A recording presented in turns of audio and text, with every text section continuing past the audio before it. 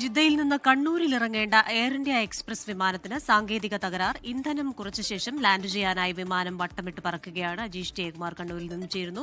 അജീഷെ, good morning. എന്താണ് ഈ വിമാനത്തിന് സംഭവിച്ചത്? വിവരങ്ങൾ. ഇന്ന് രാവിലെ 8:30 കണ്ണൂർ വിമാനത്താവളത്തിൽ ലാൻഡ് ചെയ്യേണ്ട വിമാനമായിരുന്നു ഇത്.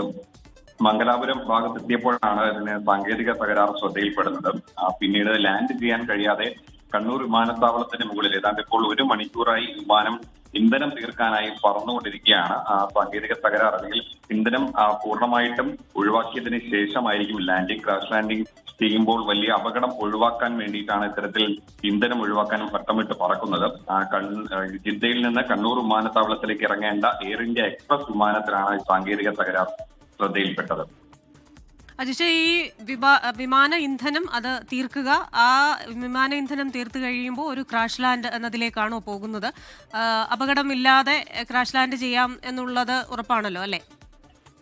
അതെ, സാധാരണ ഇത്തരം സംഭവങ്ങൾ മുമ്പും റിപ്പോർട്ട് ചെയ്തിട്ടുണ്ട്. പല വിമാനത്താവളങ്ങളിലും ഇത്തരത്തിൽ വിമാനത്തിന് സാങ്കേതിക തകരാർ ഉണ്ടാകുമ്പോൾ വിമാനത്തിന്റെ ഇന്ധനം കുറച്ച ശേഷം ലാൻഡ് ചെയ്യാറാണ് പതിവ്.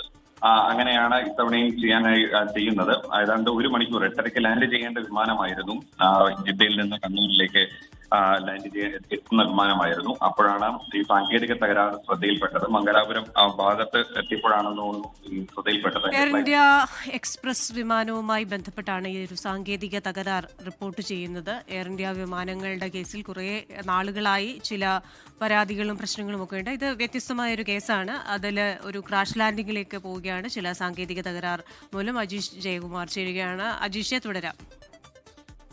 എന്തായാലും 8:30 ലാൻഡ് ചെയ്യേണ്ട വിമാനമായിരുന്നു. ഇത്തരം സംഭവങ്ങൾ, അതായത് ഈ ക്രാഷ് ലാൻഡിംഗ്, ഒപ്പം തന്നെ ഈ ആകാശത്ത് ഇന്ധനം കുറയ്ക്കാൻ വേണ്ടി വട്ടമിട്ട് പറക്കുന്നത്, ഇത്തരം സംഭവങ്ങളൊക്കെ മുമ്പും പല വിമാനത്താവളത്തിലും റിപ്പോർട്ട് ചെയ്തിട്ടുണ്ട്. അതേപോലെയാണ് ഇവിടെ കണ്ണൂർ വിമാനത്താവളത്തിലും നടക്കുന്നത്. എത്ര യാത്രക്കാരുണ്ട് തുടങ്ങിയ വിവരങ്ങളൊന്നും ലഭിച്ചിട്ടില്ല. എന്താണ് സാങ്കേതിക തകരാർ, യഥാർത്ഥ കാരണം എന്താണെന്നുള്ള വിവരവും ലഭിച്ചിട്ടില്ല. അതൊക്കെ കൂടുതൽ വ്യക്തത വരേണ്ടതുണ്ട്. എന്തായാലും 8:30 ലാൻഡ് ചെയ്യേണ്ട വിമാനമായിരുന്നു. ജിദ്ദയിൽ നിന്ന് കണ്ണൂരിലേക്ക് എത്തേണ്ട വിമാനമായിരുന്നു. 8:30 ലാൻഡ് ചെയ്യാൻ കഴിഞ്ഞില്ല. സാങ്കേതിക തകരാർ ശ്രദ്ധയിൽപ്പെട്ടതോടെ ഇന്ധനം കുറയ്ക്കാൻ വേണ്ടി ഇപ്പോൾ വിമാനം ആകാശത്തൂടെ വട്ടമിട്ട് പറക്കുകയാണ് എന്നാണ് മനസ്സിലാക്കുന്നത്.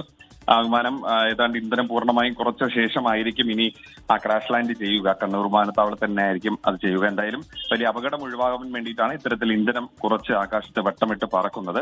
എയർ ഇന്ത്യ എക്സ്പ്രസ് വിമാനത്തിലാണ് ഈ സാങ്കേതിക തകരാർ ശ്രദ്ധയിൽപ്പെട്ടത്.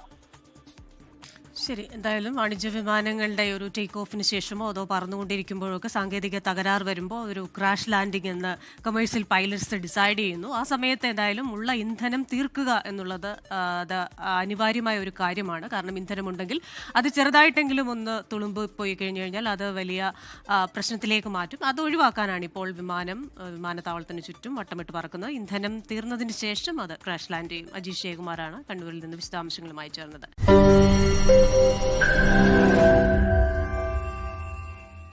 ലോകത്തെവിടെയായാലും ഏത് സമയത്തും 24 വാർത്തകളും ഓഗ്മെന്റഡ് റിയാലിറ്റി പാക്കേജുകളും എക്സ്പ്ലെയിനറുകളും വിശദമായി കാണാൻ ഞങ്ങളുടെ യൂട്യൂബ് ചാനൽ നിങ്ങൾക്ക് സബ്സ്ക്രൈബ് ചെയ്യാം.